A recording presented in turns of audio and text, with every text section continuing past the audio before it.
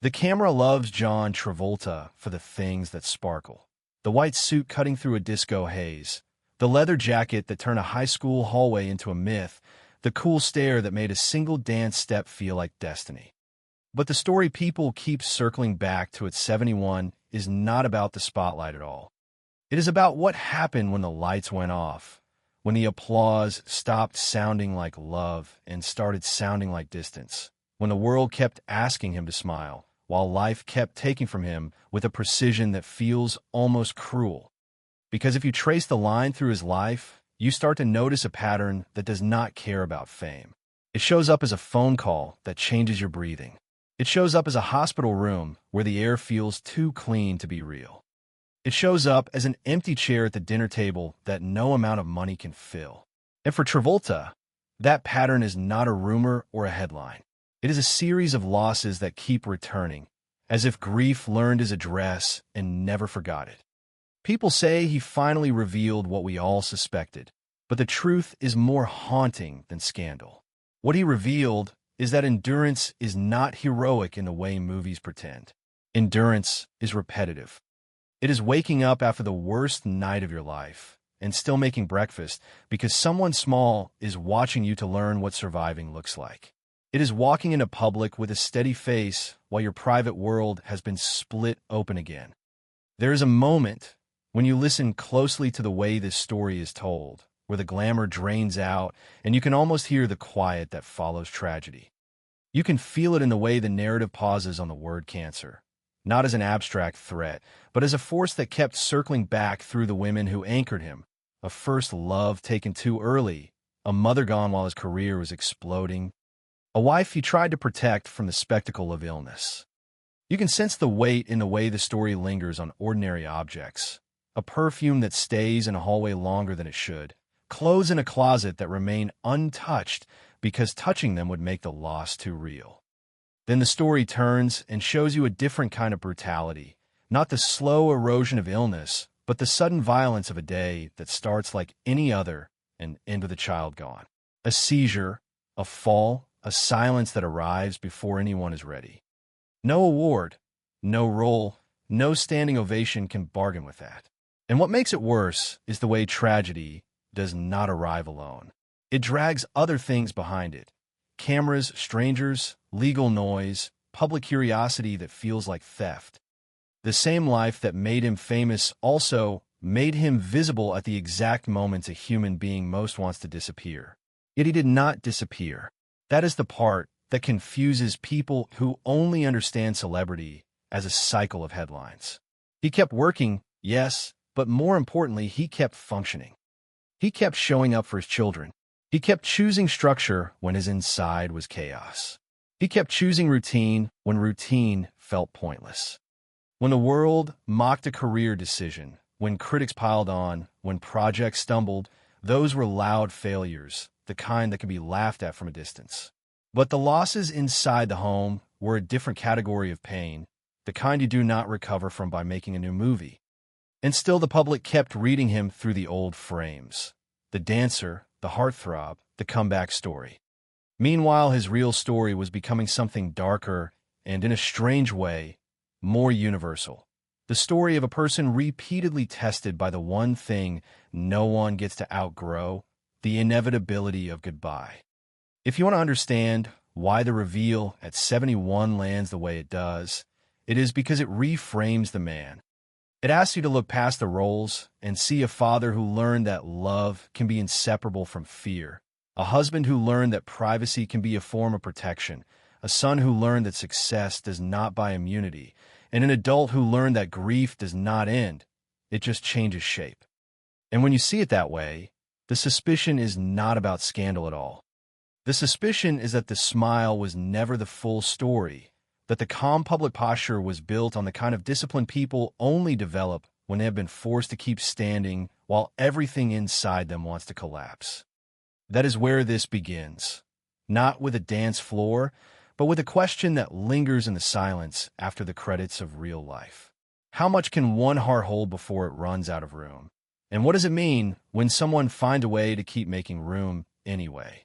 Part high begins where admiration usually fades, in the narrow space between survival and ambition. When a dream stops feeling inspirational and starts feeling like a demand you cannot silence. Long before John Travolta was a name spoken with reverence or skepticism, he was a boy learning what it meant to fight for oxygen in a house that never felt large enough to breathe inside. Being the youngest of 6 children meant noise was constant and attention was currency. Nothing arrived automatically. If you wanted to be seen, you had to earn it. That lesson settled into him early and never fully left. His father came home each night carrying exhaustion on his hands, grease embedded into cracked skin, proof that work could be honest and still unforgiving.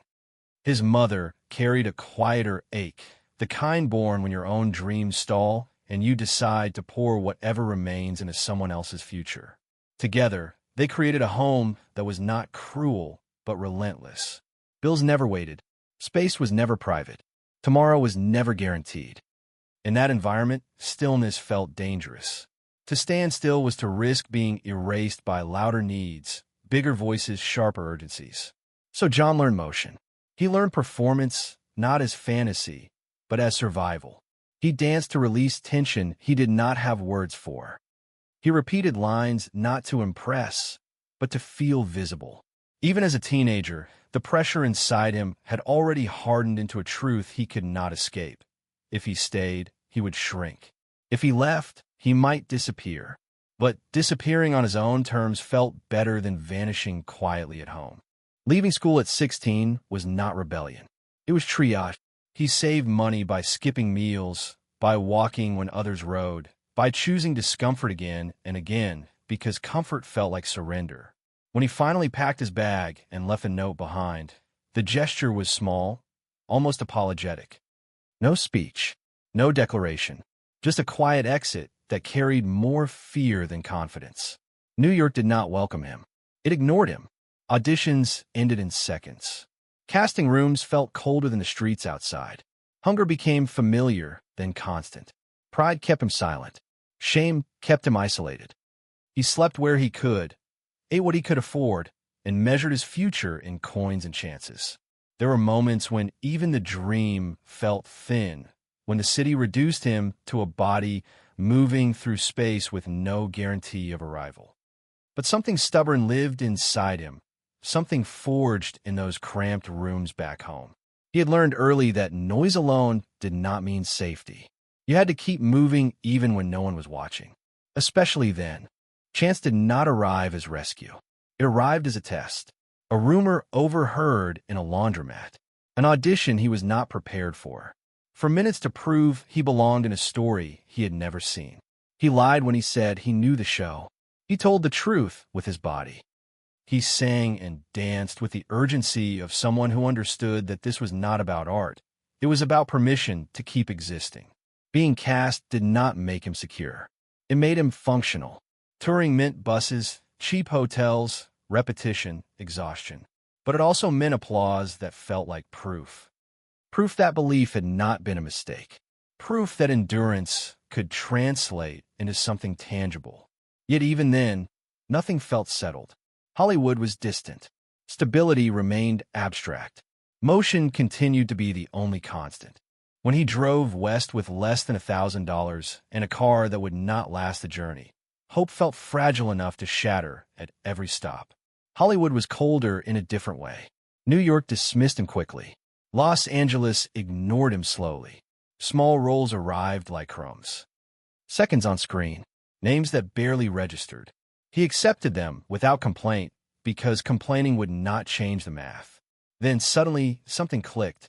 A role that matched what life had already carved into him. A character whose humor carried hunger, whose grin masked something sharper underneath. When the show aired, his life pivoted overnight. Fame arrived loud and fast, dragging expectations behind it. Letters flooded in. Merchandise followed. But recognition narrowed him as much as it lifted him. To the industry, he became a type. A grin. A jacket. A joke. When he pushed for something deeper, resistance answered. The world loved the surface and hesitated at the depth beneath it. That tension would define the next phase of his life. Success did not erase insecurity. It amplified it. Every role felt like both an opportunity and a risk. When he finally broke through with a performance that demanded everything physically and emotionally, it looked like triumph. But the triumph came with a cost that would only become clear later. Discipline turned into obsession. Exhaustion became routine. Applause mixed with pressure until the difference blurred. At an age when most people are still learning who they are, he was being told who he had to be. And even as he danced his way into history, something heavier followed him off the floor. A grief that arrived early and stayed close. A sense that joy was borrowed and could be reclaimed at any moment. Part High is not about stardom yet. It is about the architecture beneath it. About how a person becomes strong not because life is kind, but because life is demanding. About how hunger teaches precision. How rejection teaches focus. How endurance becomes identity long before anyone calls it resilience. This is the foundation most people never see when they look at him now. Not the legend, not the comeback, not the headline, but the years spent learning that standing still is its own kind of death, and that sometimes the only way forward is to keep moving even when the direction is uncertain. If you want to understand what he reveals later in life, you have to start here, in the quiet grind where survival trained him long before fame ever tested him. Part BA begins at the moment when victory stops feeling like a rival and starts feeling like exposure. For John Travolta, the late 1970s did not simply crown him a star. They stripped away any illusion that success would be gentle. When Saturday Night Fever exploded, it did not just change his career. It redefined his body, his schedule, and his relationship with pain. The world saw rhythm and confidence. What it did not see were 12-hour rehearsal days that turned muscle into fire, nights when exhaustion pressed so hard it felt like gravity had increased, moments between takes when he lay flat on the floor trying to slow a breath that refused to settle. At 23, he was being sculpted into a symbol, and symbols are not allowed to rest. Every step had to look effortless, even when it was powered by strain. Every smile had to read as joy, even when it was built on discipline so severe it bordered on punishment.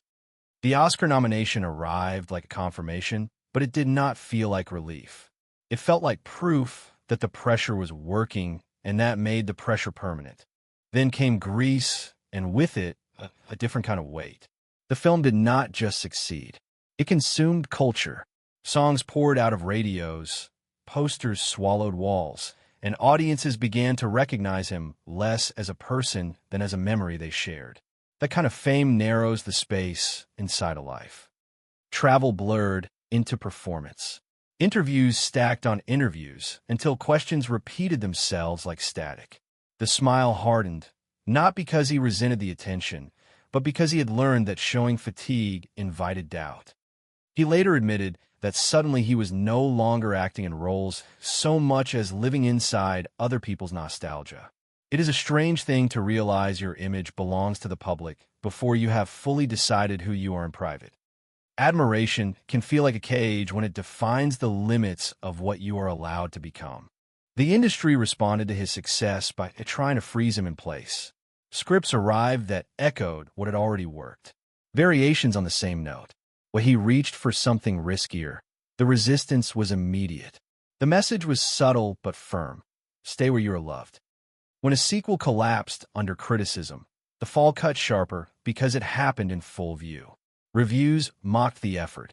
Laughter from critics lingered longer than applause ever had. For the first time, he experienced a version of public rejection that could not be outrun by another hit. The silence in hotel rooms after bad press felt heavier than the noise of premieres. Survival continued, but survival no longer felt like momentum. It felt like maintenance. The 1980s became a decade of recalibration and missteps, not because talent disappeared, but because timing and perception shifted. Roles passed him by. Opportunities he declined resurfaced as landmarks for others. A narrative formed around him, whispered first, then spoken aloud, that his moment had burned too brightly and too early. He later described hearing that story as standing in a hallway, while doors close one by one, never knowing which one had been meant for him. That image captures something essential. It was not one failure that hurt. It was the accumulation, the sense that the industry had quietly learned how to continue without him. Yet disappearance never suited him. He had been trained too thoroughly by deprivation to stop moving. A lighter success reminded audiences he was still there. Then, unexpectedly, a filmmaker looked at him without nostalgia and saw possibility. The casting that followed did not feel like charity. It felt like recognition reclaimed.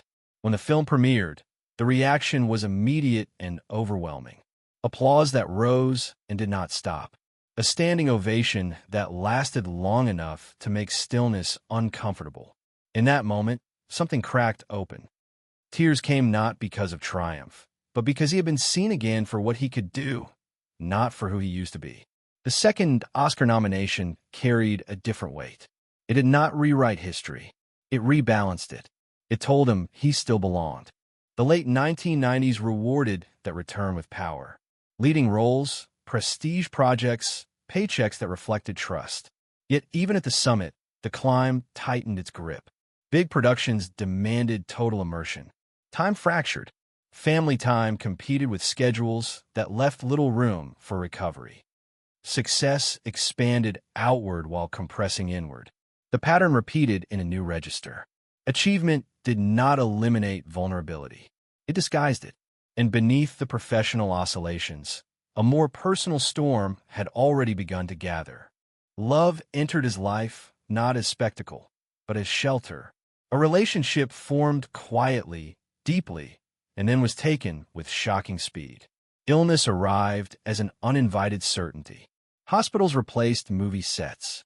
Scripts were read at bedsides. Songs were sung to steady breathing that refused to stay steady. When she died, the loss did not just break his heart. It dismantled the future he had imagined without daring to name. At 23, he learned that devotion does not guarantee time.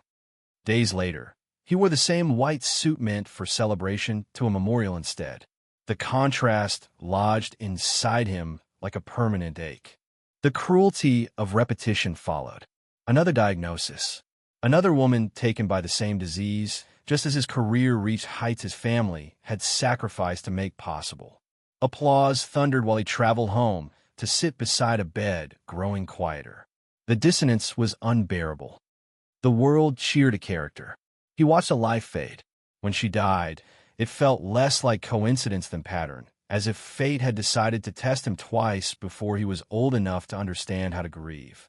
The losses reshaped him, not into bitterness, but into vigilance. Joy began to feel provisional. Happiness arrived with an expiration date already stamped. This is the core of Part BA, not the rise and fall of box office numbers, but the realization that success does not insulate you from the most fundamental human injuries. In fact, it can make them sharper by forcing you to perform stability while privately unraveling. Travolta did not respond by collapsing publicly. He responded by narrowing his focus, by working through grief because stopping felt more dangerous than continuing. The discipline that once kept him fed now kept him functional. The same instinct that drove him out of a crowded house now drove him through crowded stages of loss. By the end of this chapter, something irreversible has happened. The man who began as a dancer chasing attention has become someone carrying weight he did not ask for and cannot put down. Fame no longer defines him. It challenges him. Love no longer feels safe. It feels precious because it can be taken without warning. And endurance, once a strategy, begins to harden into identity. This is the point where the suspicion deepens. Not that his life was glamorous, but that it was quietly brutal in ways applause could never soften. The reveal is coming, but its roots are here, in the years where triumph and tragedy braided together so tightly that separating them became impossible. Part Bond opens after the applause has already proven unreliable. When the illusion of permanence is gone and life begins to feel like a series of tests that arrive without warning. By the time John Travolta entered the 2000s, he had lived several careers inside one lifetime. He had been the breakout star, the cultural symbol, the cautionary tale, and the unexpected comeback. Yet none of those labels prepared him for what was waiting beyond the screen. The most punishing trials ahead would not come from critics, box office totals, or industry skepticism. They would come from the private sphere, where fame offers no leverage and loss obeys no schedule. Family had become the axis of his life, not as an accessory to success, but as its counterweight. Marriage brought stability that did not demand performance. Home became a place where he was not required to explain himself. Fatherhood arrived with a gravity that reordered his priorities. For the first time, his days were not measured by call sheets or premieres, but by school schedules, bedtime rituals, and the ordinary miracles of watching a child discover the world. That shift did not make him invulnerable. It made him more exposed. Loving deeply increases the stakes of living. The first fracture appeared early. His son's health issues demanded vigilance that never rested. Seizures arrived without warning, turning ordinary mornings into emergencies. Travel plans were rewritten around uncertainty. Fear became a companion that had to be managed quietly so it would not dominate the household.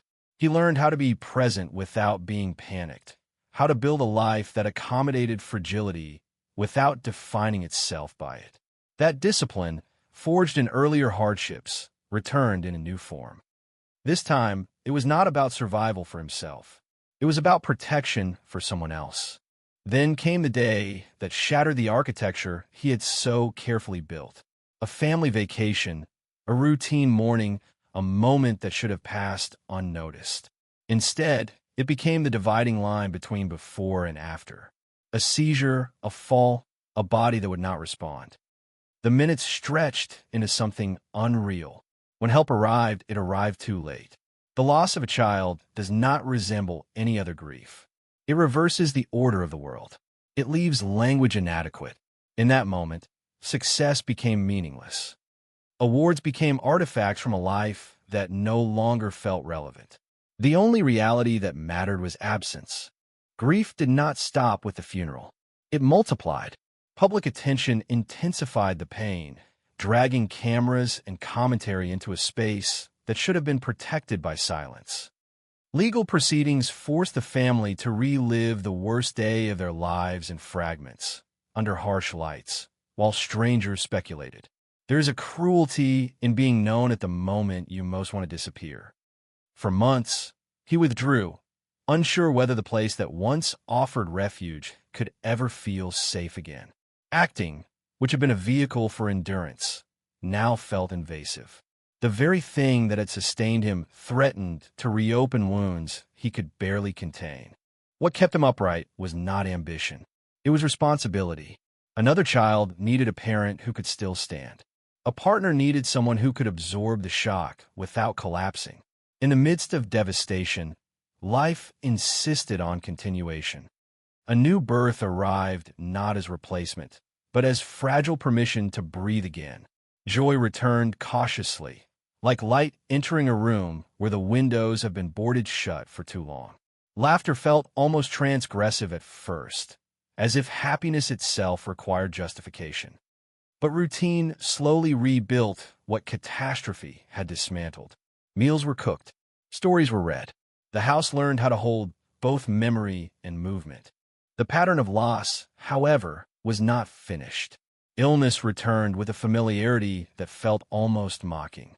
The same disease that had claimed his first love and his mother now targeted the center of his family. This time, the fight was private by design. Privacy became an act of love, a way to shield children from counting hospital days and measuring time by prognosis. He became constant, measuring nights by breathing, holding hands as if resolve itself could alter outcomes. When death came, it did not announce itself with drama. It arrived quietly and stayed. The aftermath reshaped his life again. Rooms emptied. Sounds vanished. An empty chair acquired a gravity that pulled attention toward it no matter where he sat. Grief became a background condition, present in every decision, every pause.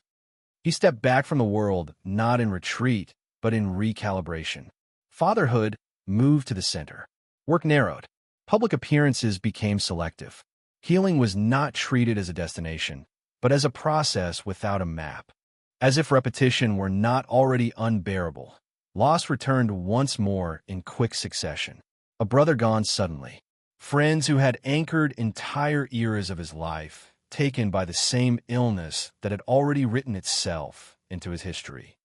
Each goodbye carried echoes of previous ones, collapsing time so that grief felt cumulative rather than isolated. The weight did not reset. It stacked.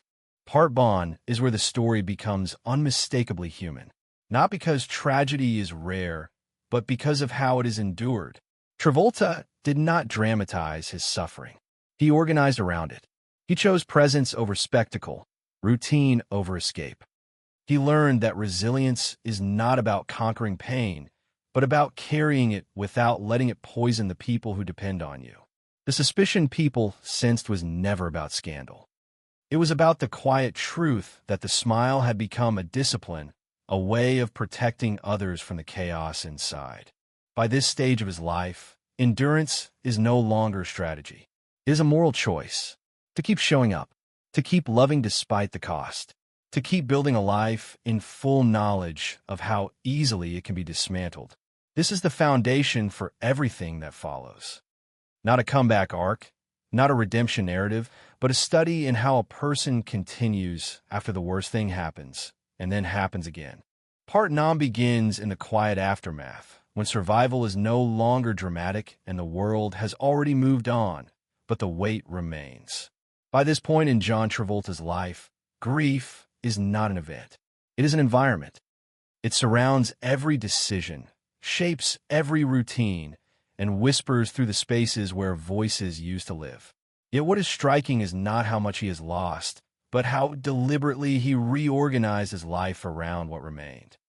This is the chapter where endurance becomes intention, where living is no longer about chasing momentum, but about protecting stability. He did not vanish after the most public and private blows of his life. Instead, he narrowed. Projects became fewer and more selective. Visibility became optional. The urgency that once drove him to accept anything that promised motion was replaced by discernment. Work still mattered, but it was no longer the axis. Fatherhood was. Routine was. The rhythm of ordinary days replaced the adrenaline of premieres. Early mornings, shared meals, school schedules, quiet evenings. These were not concessions. They were anchors. His approach to wealth mirrored this shift. Money stopped being a symbol of success and became a tool for independence. Assets were arranged not to impress, but to insulate. Property choices reflected privacy rather than prestige. Environments were selected for calm, not status. Space mattered, not as display, but as recovery. The architecture of his life began to favor continuity over exposure. Even his long-standing passion for aviation evolved. Ownership gave way to stewardship. Control replaced spectacle. Movement remained essential, but it was purposeful, not performative. Physically, he recalibrated. Aging was not treated as decline, but as adjustment. Training became about longevity rather than intensity. Strength work was moderated. Cardio softened. Flexibility mattered more than display. The body, once pushed to extremes for performance, was now maintained as a vessel for presence. Grief does not disappear with exercise, but routine gives it boundaries. Discipline became a form of care rather than punishment. Public curiosity did not fade. Rumors resurfaced. Debates reignited. Devotion to belief systems was questioned. Lawsuits appeared and dissolved. Headlines flared and vanished. But these external pressures no longer defined his internal direction. He learned, over decades of scrutiny, that responding only feeds the cycle. Silence became a strategy. Privacy became a boundary. He did not correct every narrative. He focused on the ones that mattered inside his home. Professionally, he shifted toward character over quantity. Supporting roles, producing limited series, projects that favored depth rather than exposure. When he appeared on set, it was not as a star demanding attention, but as a presence offering reliability. Crews described steadiness. Younger actors described mentorship without spectacle. Gratitude replaced urgency. The focus was not on reclaiming relevance, but on contributing without being consumed. Philanthropy continued, largely away from cameras. Aviation charities, disaster relief, children's causes. Giving was consistent rather than celebratory. There was no need to brand generosity. Loss had taught him how fragile circumstances could be, how quickly stability could vanish. Helping others became less about recognition and more about responsibility. At home, life centered on his children, one grown, forging her own path with independence and composure. One still young, setting the rhythm of the household. School events mattered more than premieres. Meals mattered more than meetings. Humor returned in small doses, private and unrecorded. Love did not erase absence, but it softened its edges enough to function. There was no rush toward new romance, no public redefinition of identity through partnership. Healing was not treated as something to prove. Some wounds, he seemed to understand, do not close on schedule. They integrate. They become part of the structure. Choosing not to rush was not retreat. It was respect for the process. This phase of his life reveals the answer to the question people keep asking without knowing how to phrase it. What did he finally reveal? Not a secret, but a philosophy. That life does not reward those who chase noise. It rewards those who organize themselves around what they refuse to lose. That resilience is not loud. It is repetitive. It shows up in ordinary mornings, quiet homes, and decisions no one applauds. By his early 70s, John Travolta occupied a rare position. Still visible, still respected, but no longer defined by fluctuation. Net worth estimates, career tallies, and nostalgic tributes skim the surface. Beneath them lies something far more instructive. A man who learned that success can coexist with suffering, that wealth cannot negotiate with fate, and that dignity is a daily practice rather than a public stance. Partnam is not about closure. It is about containment, about learning how to carry grief without letting it dictate behavior, about choosing steadiness when chaos has already proven its power, about understanding that the measure of a life is not how high it rises, but how carefully it stands after being repeatedly knocked down. This is the quiet chapter, the one without obvious climaxes or dramatic reversals. And yet, it may be the most revealing of all, because it shows what remains when ambition fades, when applause thins, and when the only audience that truly matters is asleep in the next room.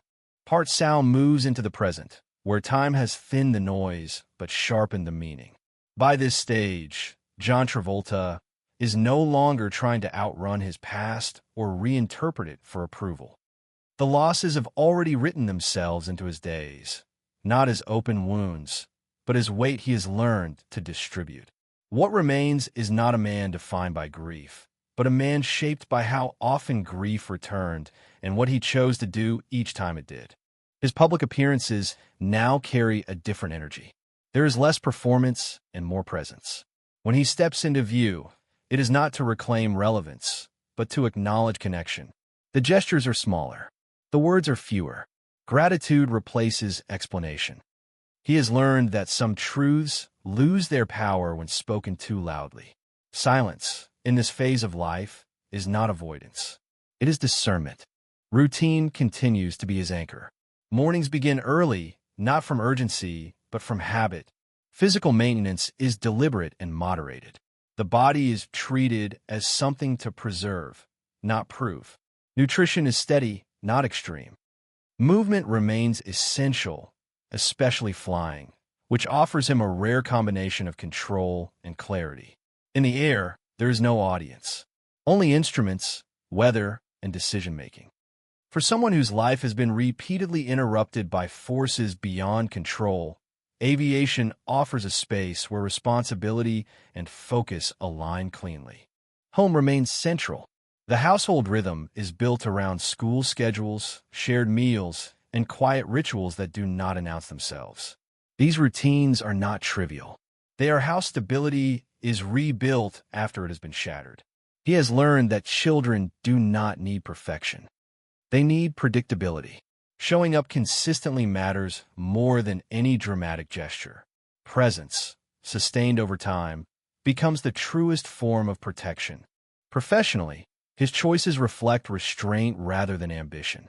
He selects roles that resonate personally or offer something to give rather than something to prove. The pressure to dominate screens has dissolved. In its place is a preference for craft, collaboration, and environments where the work can be done without spectacle.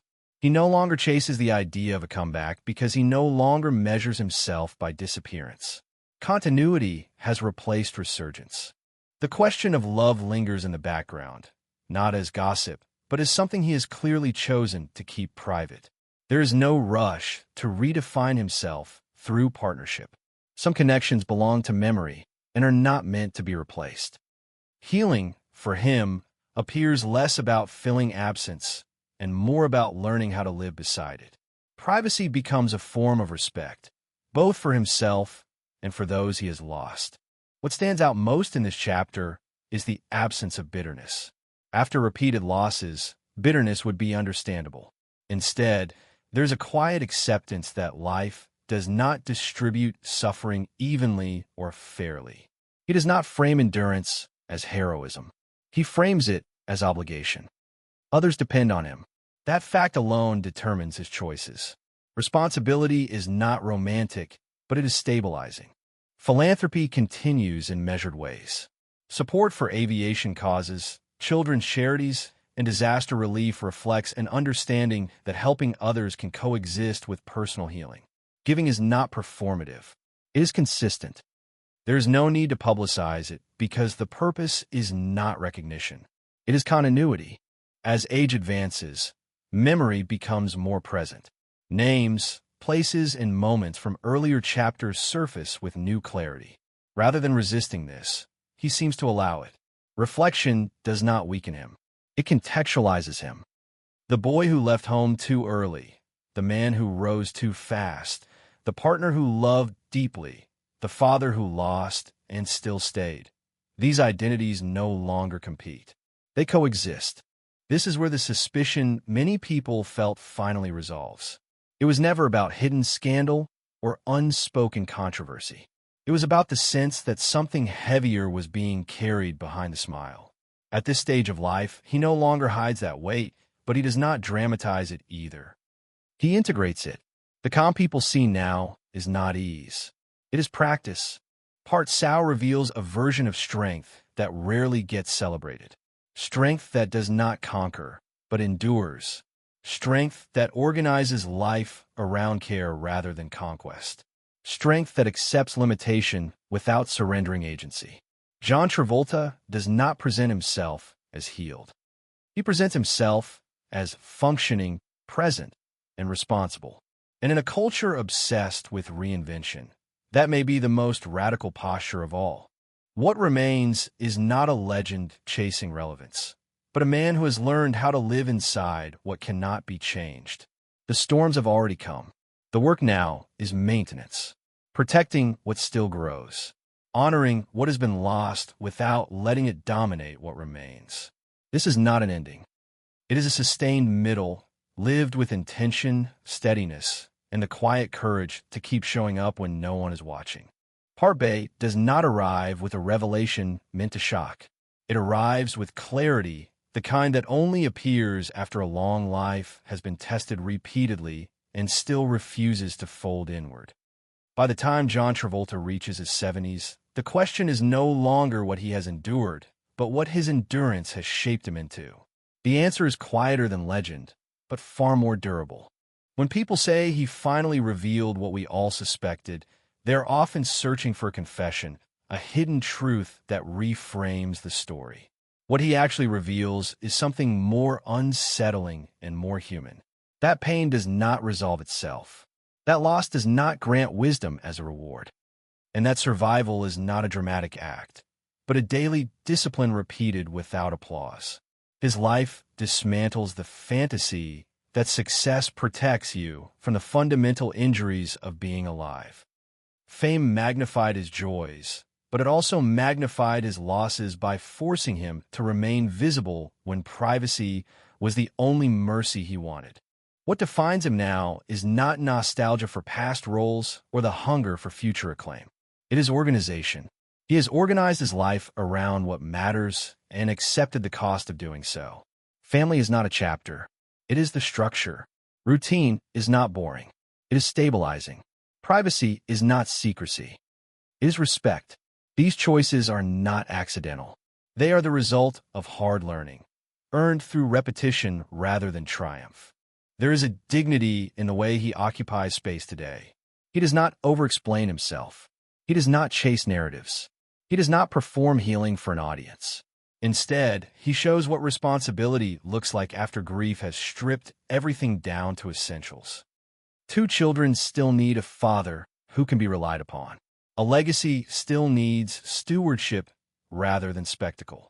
A life still needs meaning even when the future feels narrower than the past.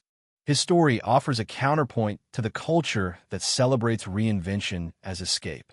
Travolta did not reinvent himself to outrun loss. He integrated it. He allowed grief to become part of his internal architecture rather than something to be hidden or monetized. That choice changed the tone of his life. It slowed it. It deepened it. It removed the urgency to be seen and replaced it with the necessity to be present. In this final movement, resilience is stripped of its mythology. It is not about bouncing back. It is about staying intact. It is about choosing care when chaos has already proven its strength. It is about understanding that some wounds do not close, but they can be carried without leaking into everything else. That kind of strength does not announce itself. It accumulates quietly. There is also an implicit generosity in how he handles memory. He allows the past to exist without trying to polish it into inspiration. Love that was lost remains love, not a lesson. People who are gone remain absent, not symbols. He resists the urge to turn suffering into performance. In doing so, he preserves its truth. That restraint may be the most revealing aspect of all. As the world continues to measure worth in numbers, rankings, and relevance, his life points in a different direction, toward maintenance instead of expansion, toward continuity instead of conquest, toward the long view rather than the loud moment. The work of his later years is not about proving he still matters. It is about ensuring that what matters to him remains protected. The suspicion that followed him for years was never about scandal. It was about the sense that his calm was practiced, that his smile carried discipline rather than ease. Now, that discipline is visible, not as armor, but as structure, the kind that allows a person to keep living when the conditions for happiness have been repeatedly withdrawn. Part B closes not with an ending, but with an invitation to reconsider what a successful life looks like when stripped of illusion, to ask whether endurance deserves more respect than achievement, to reflect on what you would protect if everything you could lose were placed on the table. John Travolta's story does not demand admiration. It offers perspective. In the quiet that follows, the message lingers without needing emphasis. Life will take what it takes. Love will cost what it costs. And meaning is not found in avoiding pain, but in choosing again and again how you will live alongside it.